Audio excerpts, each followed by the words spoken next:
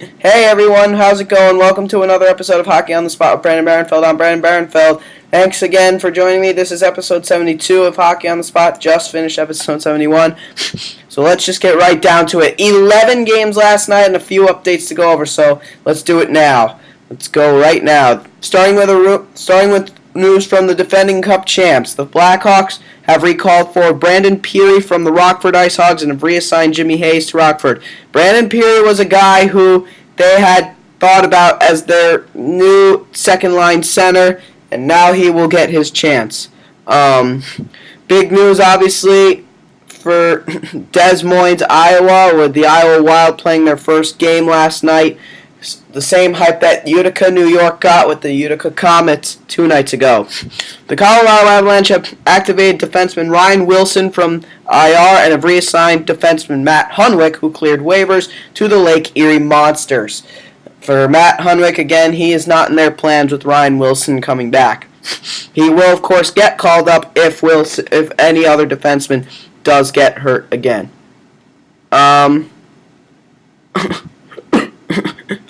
So that will be the case. That former New York Rangers defenseman Steve Eminger has signed a 1-year contract with CSKA Moscow of the KHL of the Continental Hockey League. So that is going to be interesting there. The Nashville Predators have activated forward Victor Stahlberg from IR, and he is going to be a big player for them. They're going to be very happy to have him in the lineup. Won the Cup last year with the Chicago Blackhawks, and he'll give them the experience they need to be a winning team. The Detroit Red Wings have signed forward Anthony Mantha to a 3-year entry-level contract, their first-round pick from last year. That's big news because he's going to be a great goal scorer in the future. Big body, too.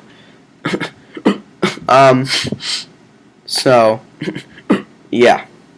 The Edmonton media is reporting that the Oilers are actively seeking a tough third pairing D-man and have been in talks with the Pittsburgh Penguins about defenseman Derek Engelland, a very tough physical defenseman who honestly would be a good fit for an Edmonton uniform. They lost Theo Peckham, and therefore lost their physicality on the blue line. They need a good, tough blue liner, and Derek Engelland is the guy who could give them that. The Phoenix Coyotes have signed veteran center Jeff Halpern to a 1-year, 2-way contract, split last year between the New York Rangers and Montreal Canadiens. So for Jeff Halpern, this is great for him. This is great news for him, and he's going to be very happy to be a part of. He'll be a good fit for the Phoenix Coyotes. They'll be what they have been missing in Boyd Gordon. He will be what they are missing in Boyd Gordon. Much older than Boyd Gordon, and probably won't be as good, but is a close second. Good. So he'll be a good player for them. Yes, he will be a good player for them. And of course the real big update of the day, and obviously one that many fans are excited about, for one night and one night only in tonight's action against the Ottawa Senators, the Mighty Ducks are returning for one night. At least one night, I should say. Could also return for the Winter Classic, for the outdoor game against the LA Kings, but we'll see. But man, oh man, it's going to be good to see those eggplant jerseys again. Many fans have been missing those uniforms, and I sure have. I was a huge fan. I mean, I of course am a Ducks fan, but I miss those jerseys terribly. I do like their current jerseys. Do not get me wrong. I think they are nice, but nothing could ever replace those eggplant purple Mighty Duck jerseys. The white ones were my personal favorite. But, I'll take the eggplant ones. I'll take any Mighty Duck jersey, to be honest with you. I'm just really happy to see the Mighty Ducks back in action, at least for one night. And who knows? Maybe if we're all lucky, maybe we'll see the return of the Mighty Ducks for good one day, if enough fans demand the return of the jerseys. So we'll see what happens, It's going to be a lot of fun, though. Going to be a fun night to watch and a fun game to watch. So be sure to check it out, 8 o'clock Eastern Time, Anaheim Mighty Ducks, and the Ottawa Senators. The other big news of that game is that the former Duck, Bobby Ryan, comes into town. So that is going to be big. That will make the game twice as big. So with all that being said now, let's get down to business. 11 games last night. We got a lot to talk about. Starting with the Boston Bruins and the Columbus Blue Jackets in Columbus. Big win for the Boston Bruins, 3-1 the final score. After Columbus took a 1-0 lead, it was all Boston. Starting with Chris Kelly, assisted by Jerome Iginla and David Krejci. And for Jerome Iginla, that is his first point in a Boston Bruins uniform. It comes on the form of an assist. Then after that, Louis Eriksson would also get his first point in a Bruins uniform in the form of a goal. Or wait, I don't know. Hold on. Yes, his first point as a Boston Bruin, his first goal in a Boston Bruins uniform, assisted by Patrice Bergeron and Riley Smith. And then Milan Lucic would score an empty netter, assisted by Zdeno Chara and Johnny Boychuk. Tuukka Rask, obviously going to get the starting goal, 26 saves and 27 shots and .963 save percentage. So he was brilliant once again. For the Columbus Blue Jackets, their only goal coming on the power play. A power play goal by Jack Johnson, assisted by James Wisniewski and Marian Gaborik. That made the game 1-0 with little to no time remaining in the first period. Sergei Bobrovsky got the starting goal and was good. Very good, actually. 33 saves and 35 shots and .943 save percentage. Because of him, the game was very close. That third goal, again, was an empty netter. So, again, congrats to the Boston Bruins on a huge win. Next, we have the Edmonton Oilers and the Toronto Maple Leafs in Toronto. Probably the hugest game of the night, maybe, and maybe one of the most epic games so far this season. 6-5 in overtime. That is the final score. It would be the Toronto Maple Leafs who would win it. Edmonton gets a point well deserved by both teams, but only one could get the second, and it was the Leafs who would get that. For the Toronto Maple Leafs, their goals coming from Nazem They had a couple guys who had 2-goal performances, James Van Riemsdyk and Joffrey Lupul. Again, though, Nazem Kadri would also get up on the board, assisted by Mason Raymond and Dion Phaneuf. That was the Leafs' first goal of the game. Then, on the power play, James Van Riemsdyk would score the first of his 2 goals, assisted by Cody Franson and Dion Phaneuf.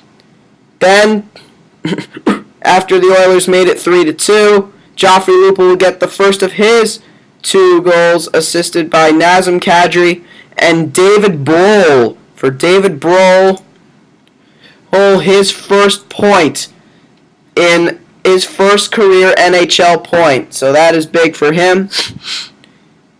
Then after that, James Van Riemsdyk would get the second of his 2 goals, assisted by Tyler Bozak and Phil Kessel. And then, with 31 seconds to go in the game, the Oilers with the lead and the extra skater out for the Leafs, Joffrey Lupul would get the second of his 2 goals, assisted by Jake Gardner, to tie the game up at 5. And then in overtime, the man who scored the cup-winning goal, David Boland, would score the overtime winner in this game, his 3rd of the year, assisted by Cody Franson and Mason Raymond. So, big night all around. Couple multi-point performances. Again, Joffrey Lupul and James Van Riemsdyk with the 2 goals. Dion Phaneuf, 2 assists. Cody Franson, 2 assists. Mason Raymond, 2 assists. And Nazem Kadri, a goal and an assist. And Jonathan Bernier, obviously getting the starting goal. 26 saves and 31 shots, an .839 save percentage. Not a night for goaltending. Neither goaltender really played particularly spectacular, but it was still good enough for the Leafs to get the win. For the Edmonton Oilers, again, they led the game pretty much. The Toronto Maple Leafs really only led the game once, other than that overtime winner. Edmonton basically dominated the game overall. They took a 1-0 lead off of a goal by Ryan Smith. He had 2 goals in the game. Haim assisted by Marco Arcobello. Then after the Leafs made it 2-1, Ryan Nugent-Hopkins would tie up the game with a power play goal assisted by Justin Schultz and Anton Bailov. Anton Bailov getting his first NHL point. Then Boyd Gordon would score a goal, make it 3-2, assisted by David Perron and Taylor Hall. Then Jordan Eberle would get his first goal of the season, assisted by Marco Arcobello and Taylor Hall. And then Ryan Smith would make the game 5-4 with his second of the game, assisted by Jordan Eberle and Marco Arcobello. The big thing to note about this game, the big news of the game, forward Nail Yakupov was a healthy scratch for this game. And who knows why, but he was a healthy scratch for this game. Through 4 games this year, Nail Yakupov has been held without a point and is a -3. He has had 2 penalty minutes and only 10 shots on goal. So he is right now, as at the moment, he is going through the thing that all rookies fear, the sophomore jinx. So in a way, maybe we could expect to see, if this continues, we could expect to see Nail Yakupov a healthy scratch quite a couple times as the season progresses. Devan Dubnyk would get the starting goal. 20 saves on 26 shots, a .769 save percentage. Not a good night at all for Devan Dubnyk, and he is still without a win. Jason LaBarbera has the only win so far for the Edmonton Oilers. They definitely need to get their goaltending situation straightened out. This is the very reason why I don't think the Oilers are going to go to the playoffs. I do not trust Devan Dubnyk as a starting goalie. Big guy, but not very mobile. So congrats to the Toronto Maple Leafs. Next, the Philadelphia Flyers and the Detroit Red Wings. Second straight game for the Flyers. So the Red Wings coming up with the win by a final score of 5-2 in Detroit. Red Wing goals coming from Todd Bertuzzi on the power play, his first of the year, assisted by Daniel Alfredsson and Nicholas Kronwall. Then Nicholas Kronwall will get his first of the year on the power play, assisted by Daniel Alfredsson and Henrik Zetterberg. So all the Swedes contributing there. Then Pavel Datsyuk would score on the power play, assisted by Nicholas Kronwall and Daniel Alfredsson. The Detroit power play was on it last night. Then Henrik Zetterberg would score 2 goals in the game. The first one, even strength, assisted by Pavel Datsyuk and Kyle Quincy. For Quincy, his first point of the year. And then Henrik Zetterberg's second of the game was an empty netter, assisted by Pavel Datsyuk and Dan Cleary. For Dan Cleary, his first point of the year. Dan Cleary, after wearing number 11 for so many years, changed his number to 71 for the year to allow Daniel Alfredsson to wear 11. Bunch of guys, 4 different players on the Red Wings with 3-point nights. Daniel Alfredsson, 3 assists. Pavel Datsyuk, a goal and 2 assists. Henrik Zetterberg, 2 goals and an assist. And Nicholas Kronwall, a goal and 2 assists. So a big night all around for many Red Wings, but it would be Nicholas Kronwall getting the first star, Daniel Alfredsson the third star, and the goaltender Jimmy Howard would be the second star, and for a very good reason. Great to have Jonas Gustafsson back as his backup goaltender. Will allow Howard to get some time off. 32 saves and 34 shots, though, a .941 save percentage, so he was on it last night. Great night for him. For the Philadelphia Flyers, their goals coming from Eric Gustafsson, his first of the year, assisted by Braden Shen and Wayne Simmons. And then Ty McGinn would get his first of the year in his first game of the year, assisted by Claude Giroux and Jakub Voracek. Claude Giroux's first assist of the season. Ray Emery would get the starting goal, making 25 saves and 29 shots, an .862 save percentage, compared to Jimmy Howard's .941 save percentage. But Claude Giroux, so far throughout the year, has not been good for him. Only 1 assist, his first point of the year, and it's been 6 games already for the Flyers. So he's got to get his act together. Claude Giroux signed to that big contract and hasn't lived up to it as of yet. So hopefully that can change, and hopefully the fortunes for the Flyers will change. But for now, congrats to the Detroit Red Wings. Next, we have the Pittsburgh Penguins and the Tampa Bay Lightning in Tampa Bay. What a night for the Pittsburgh Penguins, but in particular for Sidney Crosby. A 4-point night plus a hat trick. 3 goals and 1 assist. A hat trick plus an assist for a 4-point night. Well deserving of the game's first star. So let's break down the game. 5-4 in favor of the Pittsburgh Penguins. That was the final score. So let's break it down. After the Lightning took a 1-0 lead to end the first, Sidney Crosby would score the first goal to open the second period on the power play, assisted by Jussi Jokinen, his first assist of the year against one of his former teams, and Chris Kunitz. Then Brooks Orpik would get his first of the year, assisted by Pascal Dupuis and Chris Kunitz. The Lightning led the game 3 times. Then Sidney Crosby would score the second of his hat trick, assisted by Rob Scuderi and Matt Niskanen. For Rob Scuderi, his first point in his second stint with the Pittsburgh Penguins. Then Sidney Crosby would complete his hat trick on the power play, assisted by Jussi Jokinen and Evgeny Malkin. And then with under a minute remaining in the game, 19 seconds remaining in the game, Crosby comes up big again, adding an assist to his hat trick. A power play goal by Matt Niskanen, his first of the year, assisted by Evgeny Malkin and Sid Crosby. 19:41 into the third period. Tampa Bay is going to be feeling that one in the morning. Matt Niskanen, a goal and an assist for a big performance by him.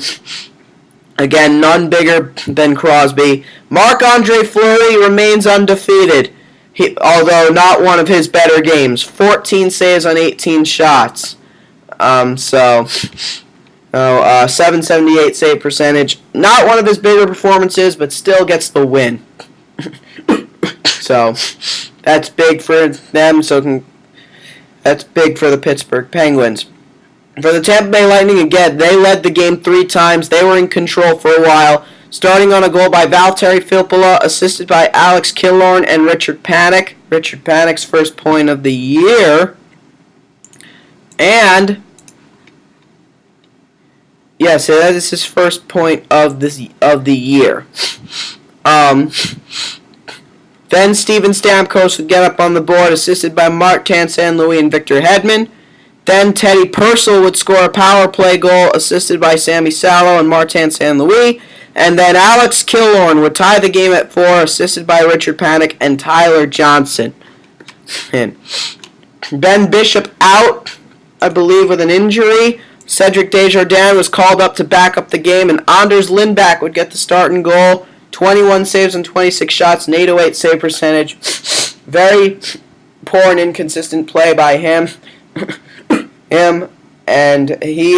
Which is why he is the backup goaltender and Ben Bishop is the starter. They are missing Ben Bishop right now. Hopefully he returns healthy soon. Ryan Malone had 15 minutes and penalties in the game against his former team. He had a misconduct penalty as well as a 5-minute fighting major with Craig Adams. When he tussled it with Craig Adams, the 10-minute misconduct coming later in the game. Eric Brewer also got a penalty for roughing against Chuck Kobasu at the same time. So, the league will definitely look at what Ryan Malone did. But again, congrats to the Pittsburgh Penguins. Next, we got the Colorado Avalanche and the Washington Capitals, the Avs.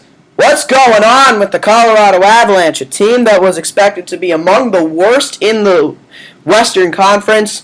They're one of the best teams in the league right now. 5-1 the final score. 5-0 to start the year for them in Washington.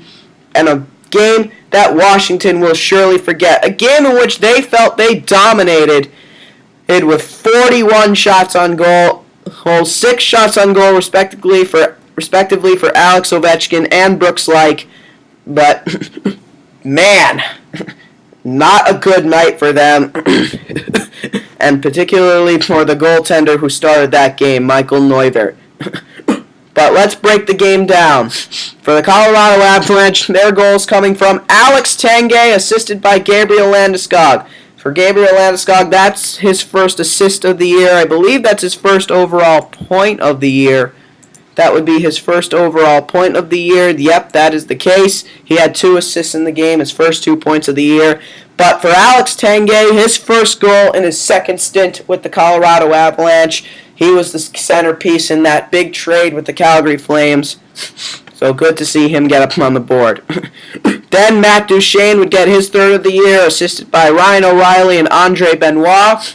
And then the big goal of the night on the power play, Nathan MacKinnon, the first overall pick from this past year's draft, would get his first NHL goal, the long-awaited first NHL goal for Nate MacKinnon on the power play, assisted by Paul Stastny and Gabriel Landeskog. So Nate MacKinnon, 'tis an honor for Nate MacKinnon to get a goal like that, and he's definitely going to be remembering that one for a long, long time. Then after that, Alex Tanguay would score a short-handed goal for his second of the game, assisted by Paul Stastny and Andre Benoit. Benoit 2 assists in the game. And then, to add on to that goal, Nate MacKinnon decided to pick up an assist as well on a goal by Jamie McGinn, assisted by P.A. Parenteau and Nathan MacKinnon.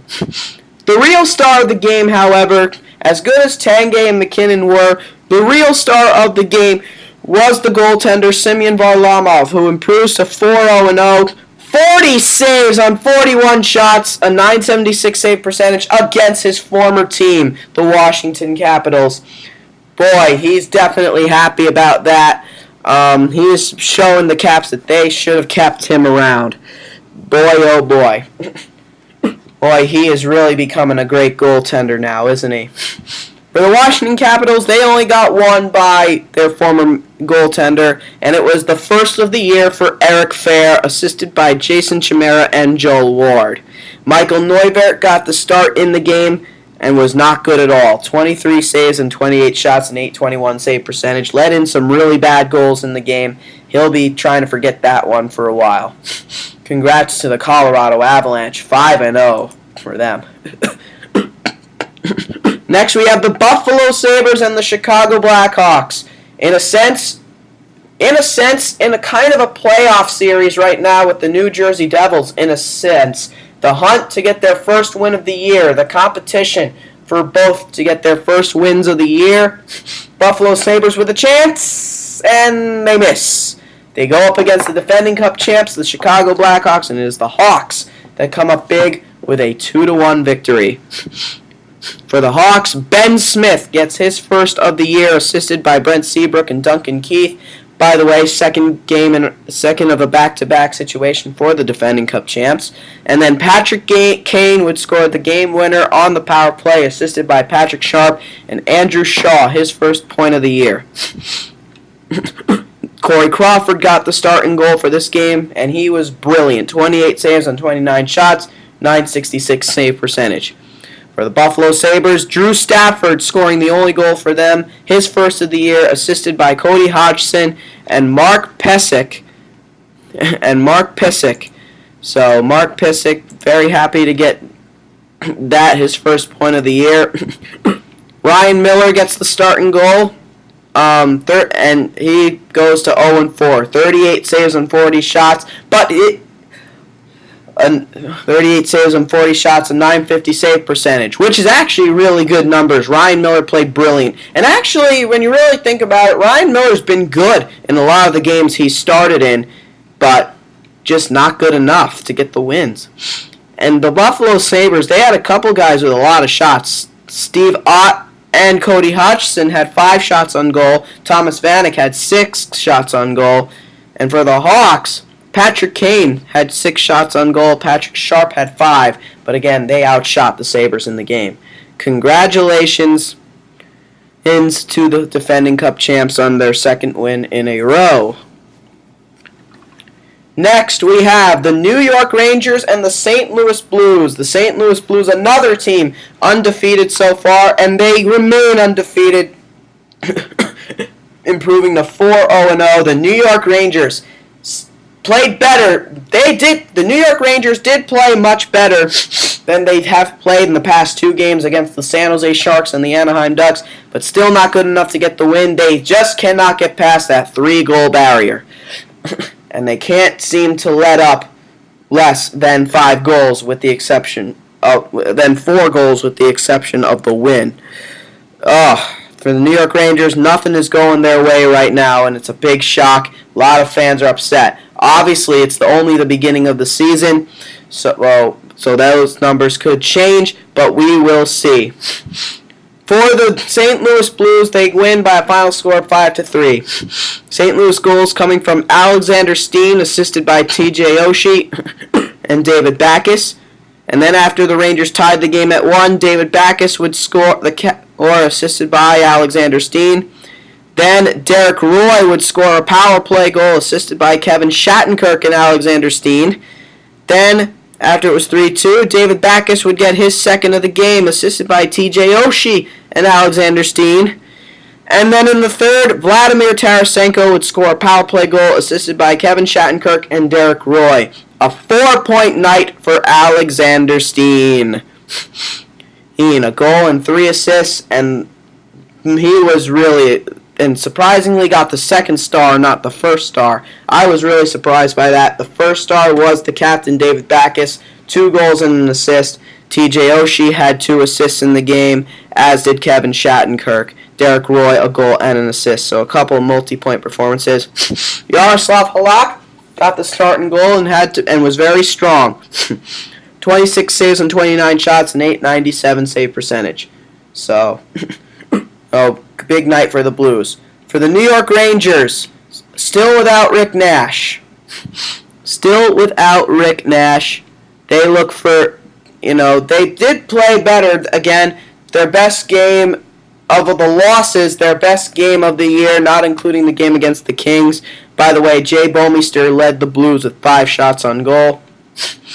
But for the New York Rangers, they still can't get anything going. Although they did get a couple power play goals. Ryan Callahan had a 2-goal night, his first 2 of the year, and both of his goals came on the power play. His first goal assisted by Derek Brassard and Derek Stepan. The second goal for the New York Rangers was scored by Brad Richards, who remains hot. He has been their best player so far this year, assisted by Derek Brassard. And then Ryan Callahan's second power play goal of the game, assisted by Brad Richards and Derek Stepan. And surprisingly, Brad Richards, that's his first assist of the year. He has been more of a goal scorer this year.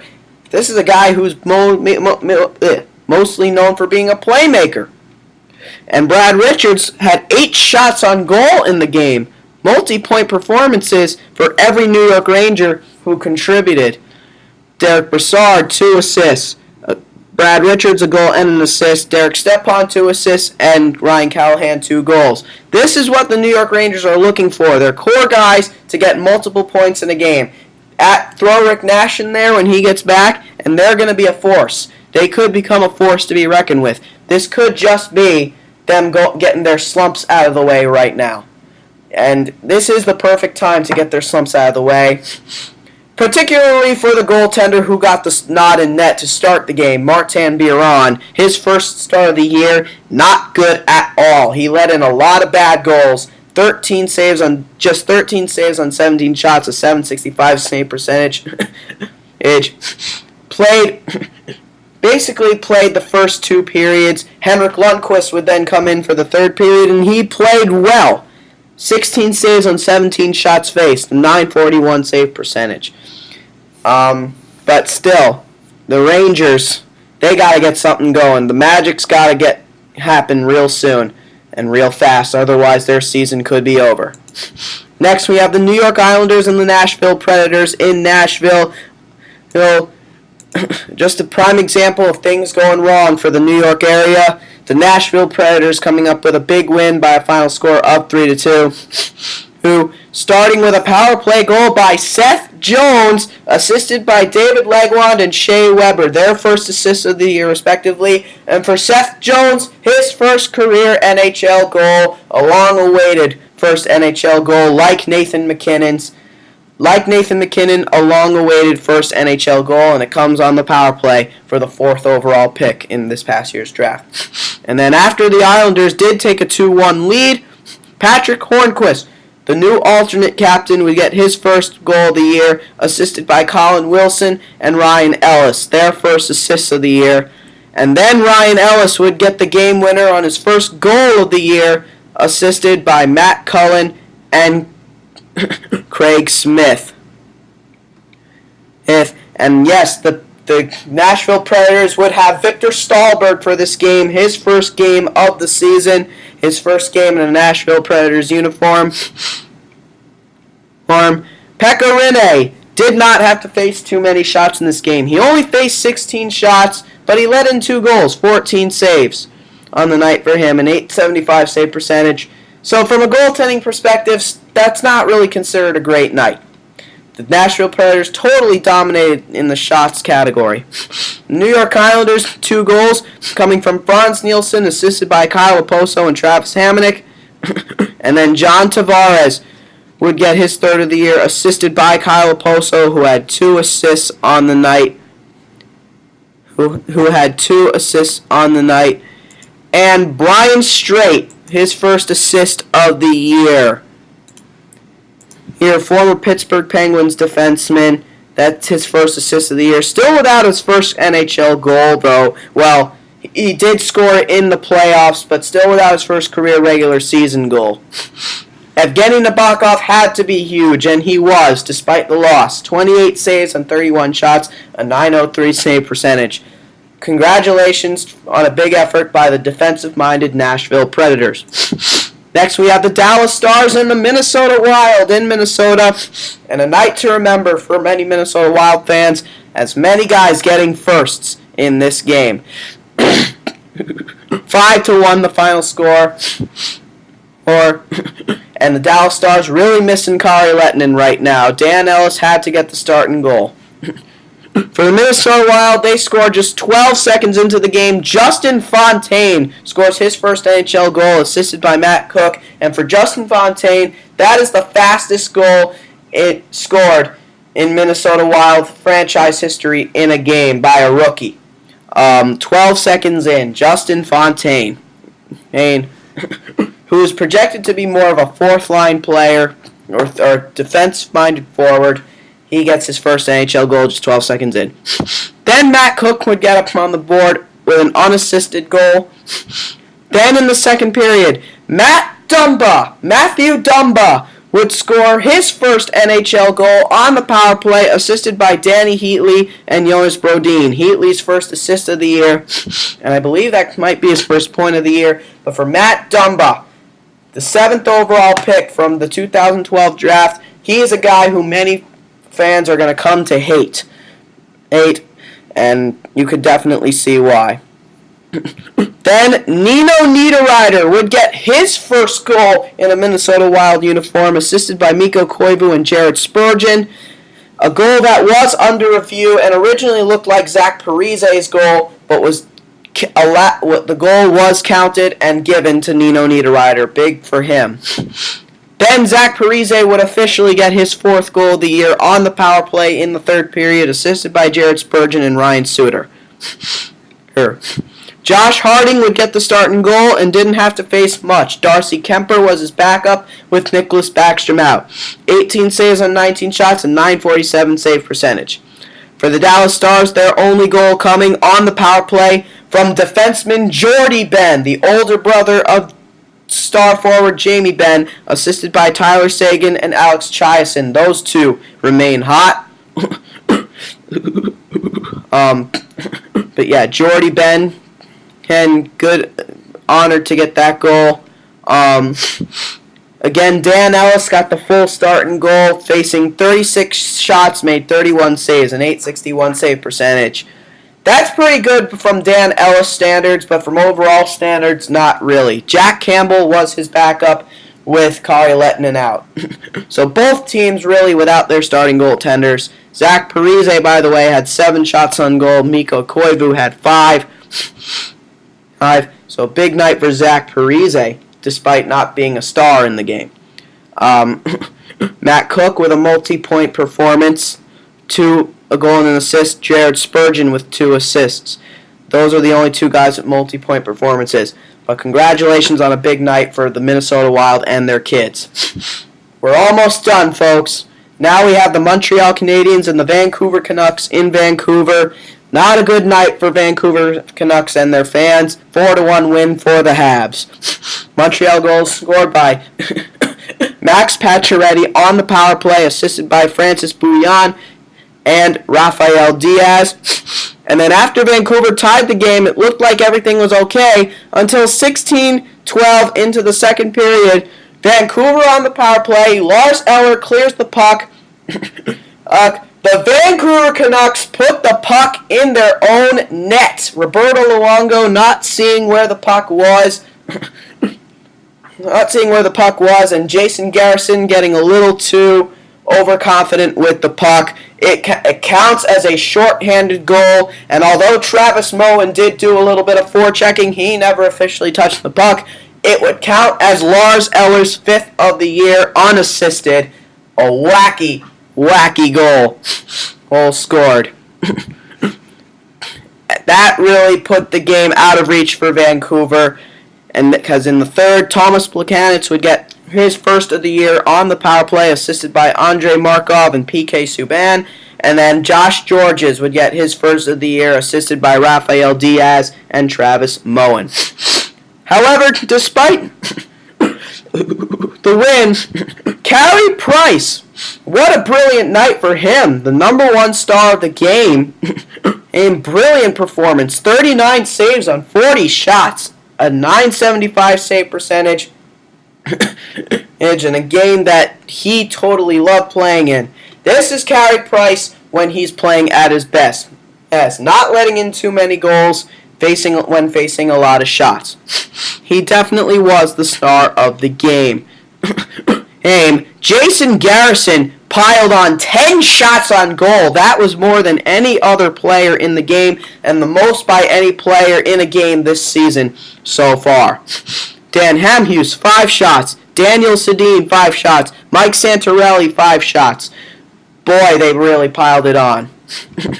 For the Vancouver Canucks, Henrik Sedin would score the only goal for them, his 1st of the year, assisted by Daniel Sedin and Jason Garrison.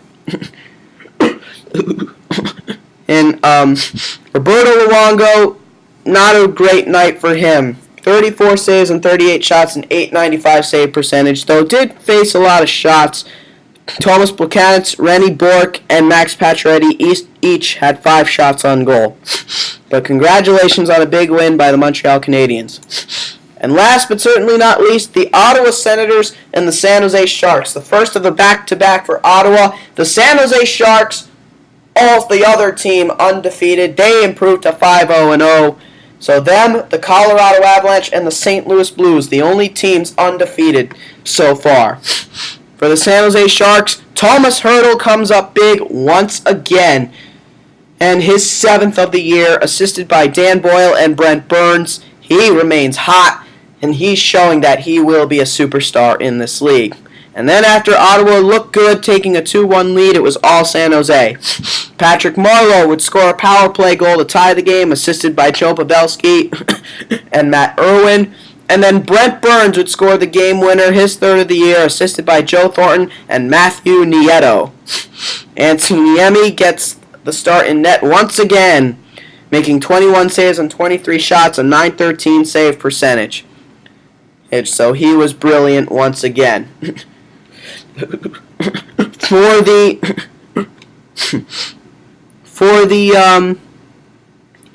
the Ottawa Senators, again, they did take a 2-1 lead. Zach Smith would get his 1st of the year to tie the game at 1, assisted by Chris Phillips and Colin Greening. And then to make the game 2-1, Bobby Ryan would score his 2nd of the year and his 2nd in as many games on the power play, assisted by Jason Spezza, and Patrick Wierkosh. Jason Spezza returning to the lineup after missing last night's the game a couple nights ago against the Los Angeles Kings. Robin Lehner got the starting goal, and let me tell you, folks, despite the loss, he was probably the best player on the ice all night long for the Ottawa Senators. He kept the game in check for the most part. 47 saves on 50 shots, a 940 save percentage. When you're facing that many shots and making that many saves, that's really big, especially for a backup goaltender. So, brilliant night overall. Matt Irwin had 7 shots on goal. Patrick Marleau, 8 shots. Joe Pavelski, 5. Dan Boyle, 9. He had the most shots of anybody. 9, 8, 7. Man, just a big night all around for the San Jose Sharks. Just once again out shooting an opponent. This is San Jose Sharks hockey, folks. Not only dominating in the shot category, but not letting up much as far as shots, and their goaltender coming up big when they have to. But big congratulations to the San Jose Sharks. Again, the Ottawa Senators will play the second of their back-to-back tonight on Retro Night for the Anaheim Ducks. So looking forward to that. And now we are through all the games and got one thing left to do. This day in hockey history from October 13th. In 1979, then Edmonton Oilers forward Mark Messier would score his first career goal in the NHL. In a 3-3 tie versus the Detroit Red Wings. In the NHL, he played also for the New York Rangers and Vancouver Canucks. He is a member of the NHL Hockey Hall of Fame. In October 13th of 2002, Detroit Red Wings forward Henrik Zetterberg would score his first career goal, NHL goal, in a 4-2 Red Wings win over the Anaheim Mighty Ducks. He is a member of the Triple Gold Club. This is a group of He is a member of the Triple Gold Club. This is a group of ice hockey players and coacher who were able to win an Olympic Games gold medal, a World Championship gold medal, and the Stanley Cup. So big honors for Mark Messier and Henrik Zetterberg. And that is it, folks. Thank you for bearing with me for this long episode.